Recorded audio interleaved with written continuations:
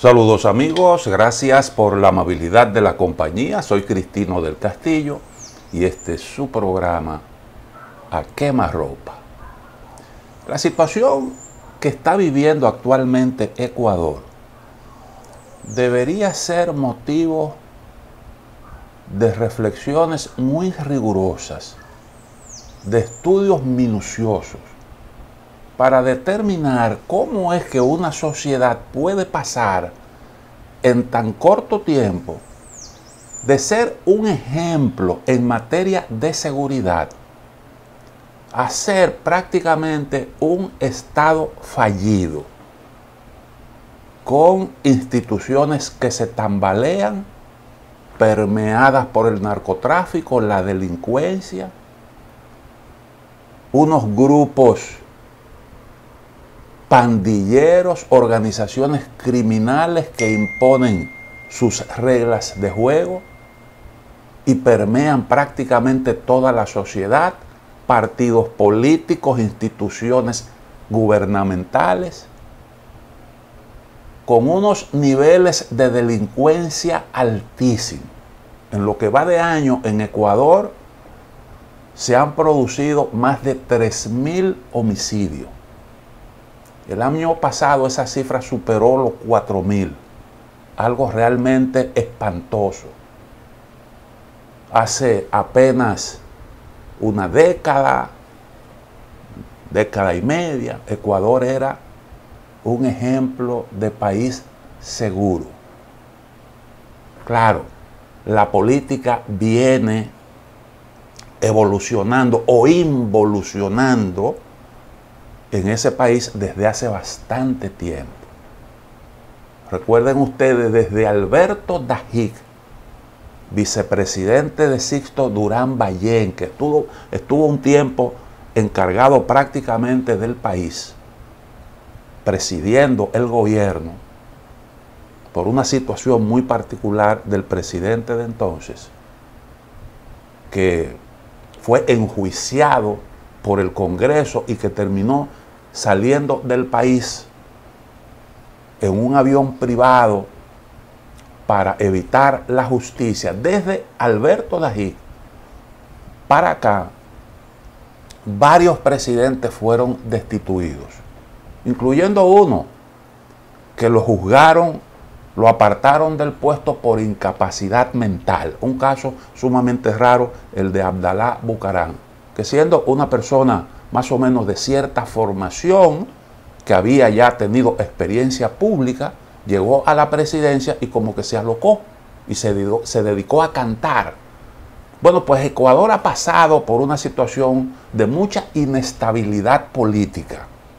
En las últimas décadas creo que el gobierno más estable fue el de Rafael Correa, que gobernó unos 2 periodos en ese país y que mejoró los indicadores sociales, aunque naturalmente siempre cuando usted trata de repartir mejor y de hacer, como dicen, justicia social, que fue el propósito de Correa, siempre hay resistencia y hubo hasta un intento de golpe de Estado. Fue un gobierno que tuvo sus luces y sus sombras, pero Ecuador tuvo estabilidad y eso no se puede negar. La situación comienza a deteriorarse de manera progresiva desde el ascenso de Lenín Moreno, el hombre que escogió Rafael Correa para sucederlo, que había sido su vicepresidente.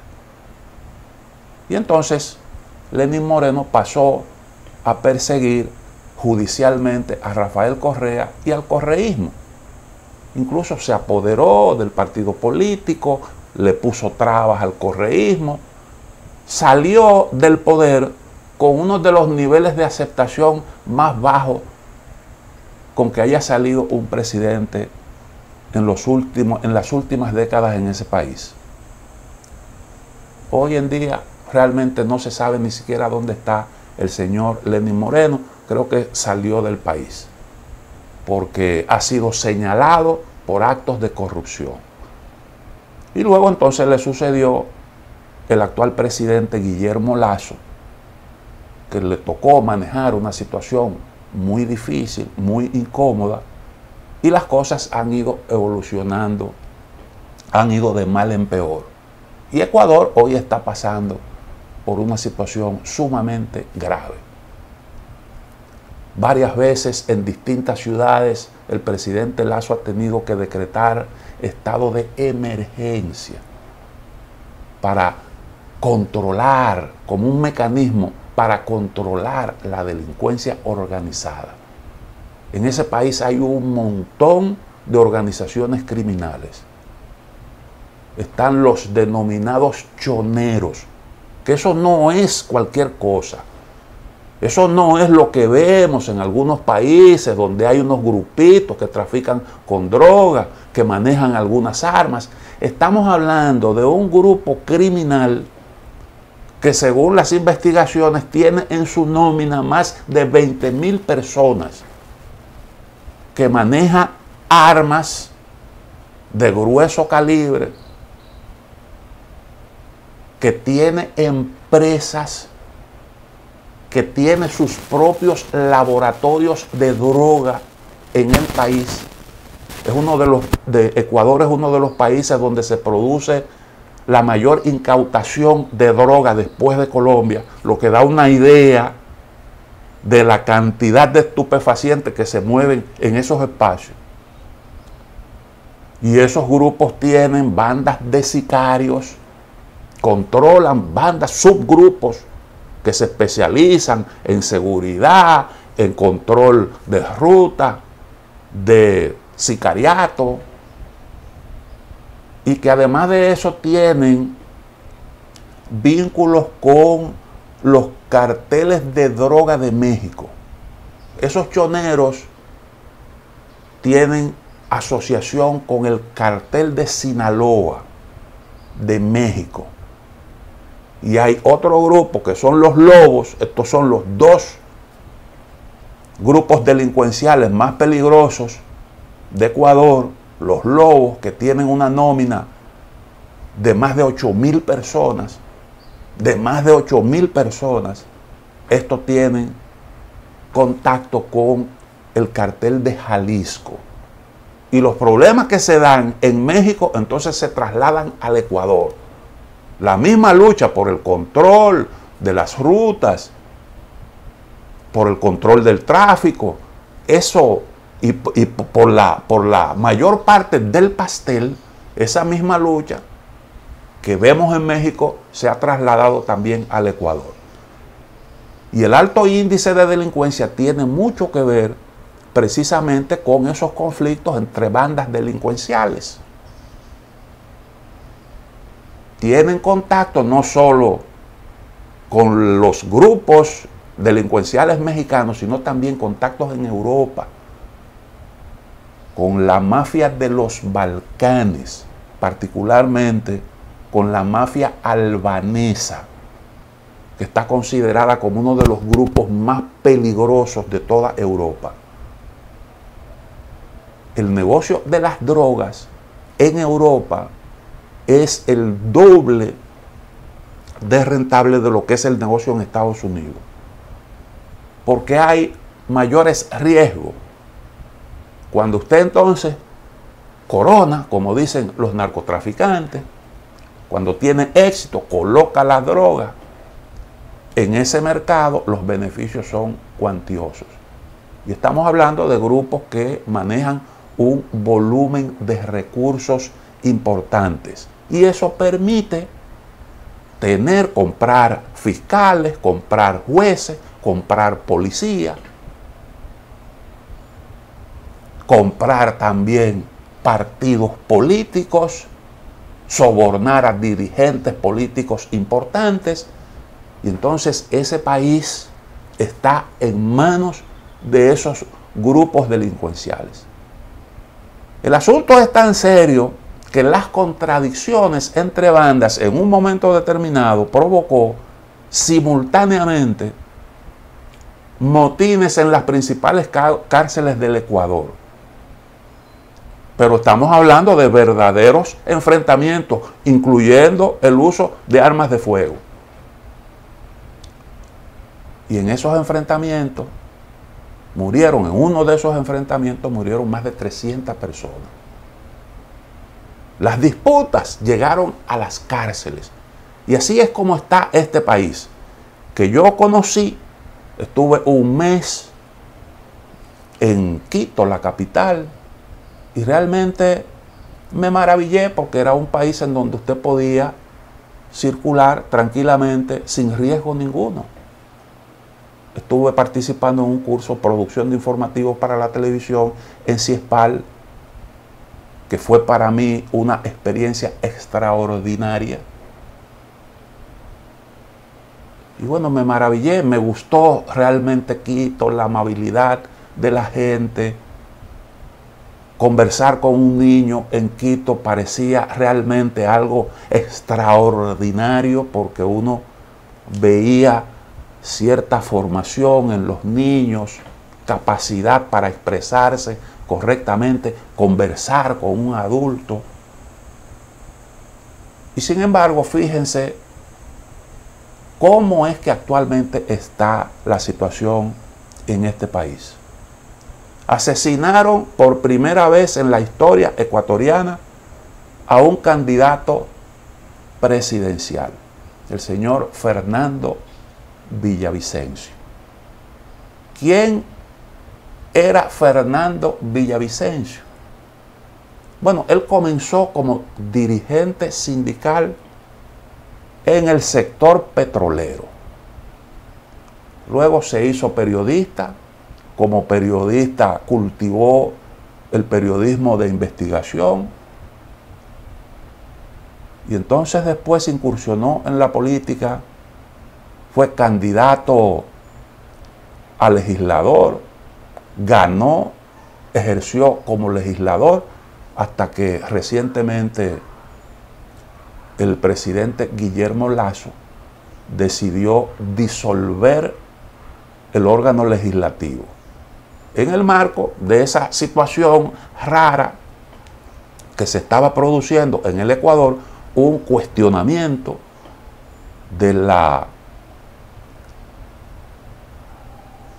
conducta del presidente de la República, a quien se acusaba de cometer actos graves de corrupción. Se inició el proceso de impeachment, de juicio político para su destitución.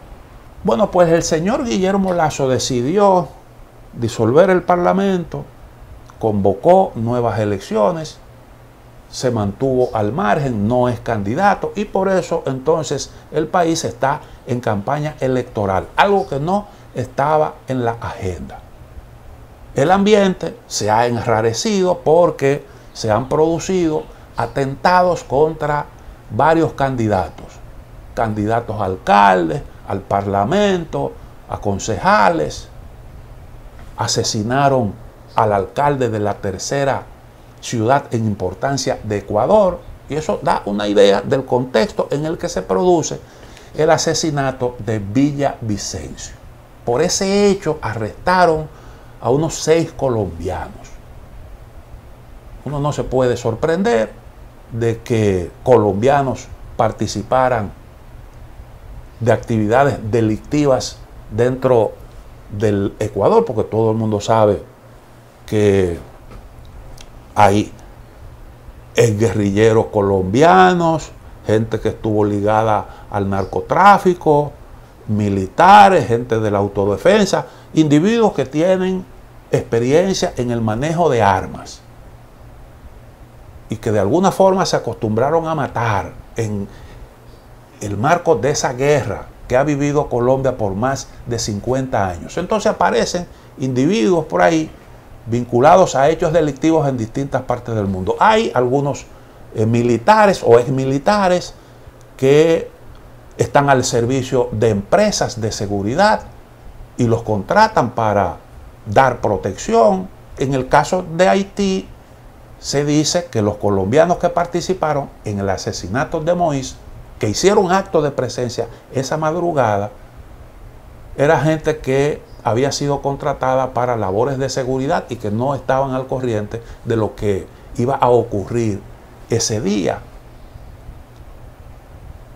Pero bueno, ese grupo en Haití, el grueso de los detenidos, más de una veintena, los atraparon en un edificio donde se refugiaron.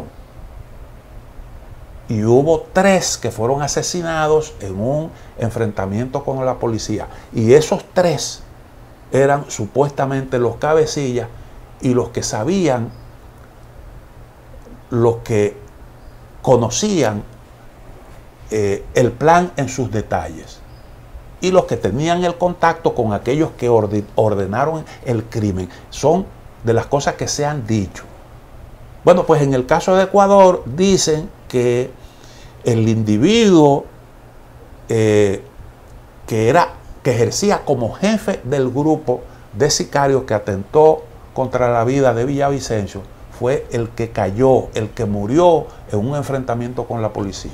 Supuestamente falleció mientras era trasladado al hospital. Por eso me vino a la mente el caso de Haití, en donde, bueno, pues no se sabe realmente qué fue lo que ocurrió, a pesar de que el FBI se involucró.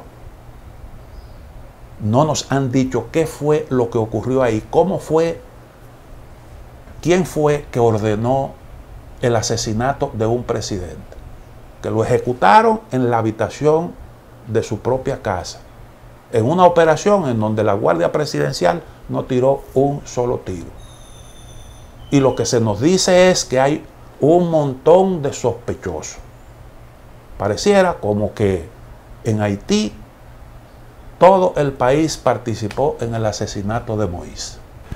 Hasta la viuda fue acusada de atentar contra la vida de su esposo, de haber participado en ese magnicidio.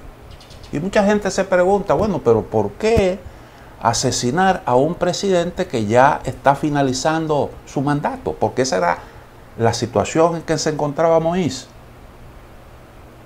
Él interpretó la Constitución a su antojo para gobernar un año más, porque la verdad es que su mandato debió terminarlo antes, pero de todos modos ya estaba por concluir.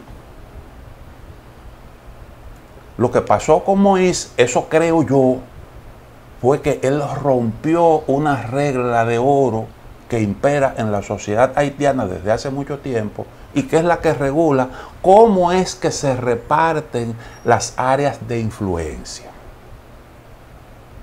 Y para él violar esa norma y alzarse con todo el poder, porque él ya no pretendía reformar la Constitución para seguir dirigiendo Haití, porque las circunstancias no se lo permitieron, pero sí tenía un proyecto para él designar su sucesor. Incluso se llegó a hablar hasta de su propia esposa. Y para violar esas normas de reparto de las influencias, él se apoyó más que ningún otro presidente en grupos paramilitares. Porque ese señor Jimmy Cherizier era un hombre de Moïse. Y por eso es que usted ve que en el magnicidio no involucran a esos grupos. No los involucran. ¿Por qué? Porque esos eran grupos al servicio de Moïse. Quien comenzó a cultivar eso, a formar esos grupos, fue Martelly. Jimmy Cherizier, cuando se celebraron las elecciones que ganó Martelly, era el hombre que manejaba los centros de votación y tenía la logística. Y era el hombre que alquilaba los lugares en donde se iba a votar. Él controlaba eso y era el que controlaba, lógicamente, el flujo de los votos de las urnas a los centros de cómputo. Jimmy Cherizier era un hombre con conexión, fue un policía antes de eso, un oficial de la policía, y después entonces se convirtió en lo que le dicen un pandillero, al servicio del poder político. Y ha devenido en eso que es hoy.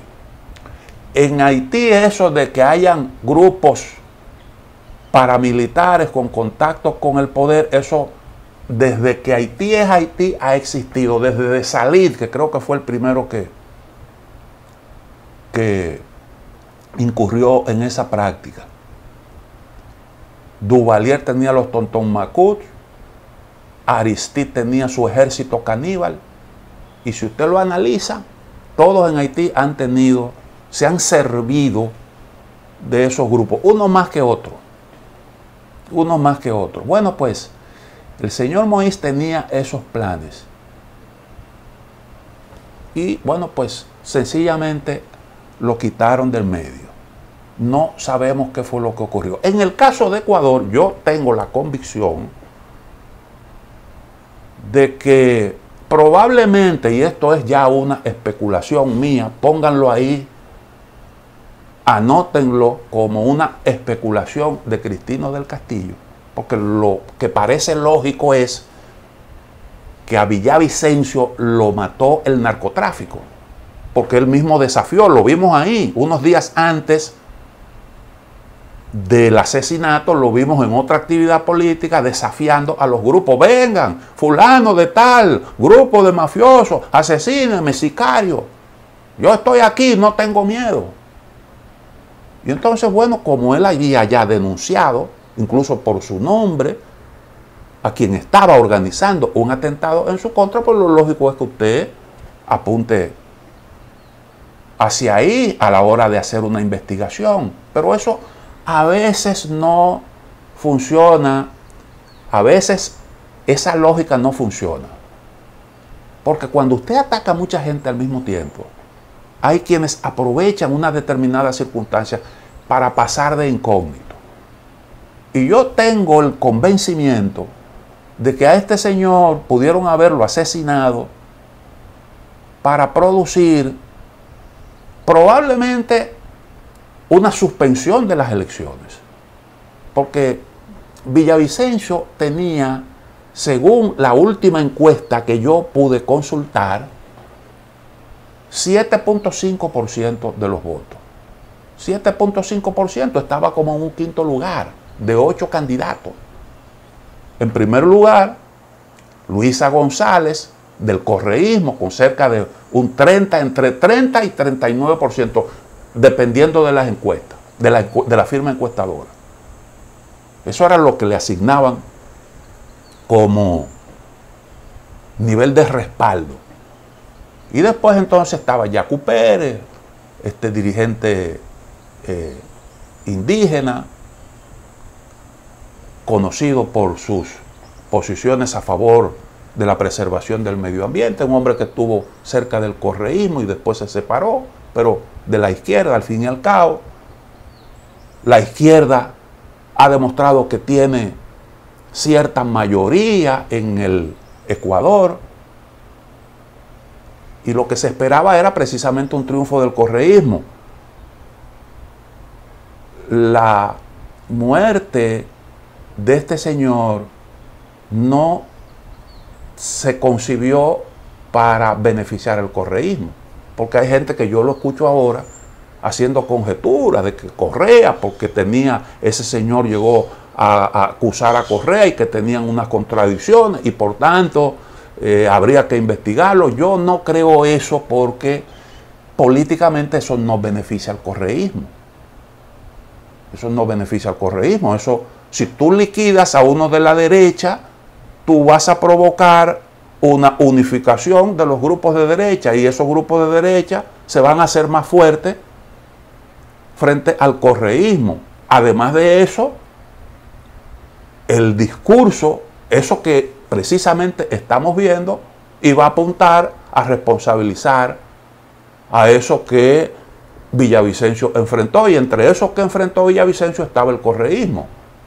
De manera que eso no iba a operar desde ningún punto de vista a favor del correísmo en las elecciones. Eso podía provocar una suspensión que Guillermo Lasso no quiso dar ese paso, aunque sí decretó un estado de emergencia a nivel nacional, lo cual es algo totalmente atípico en unas elecciones, porque el estado de emergencia conlleva la suspensión de algunas libertades. Y en un proceso electoral eso es sumamente complicado. porque eso limita la actividad política.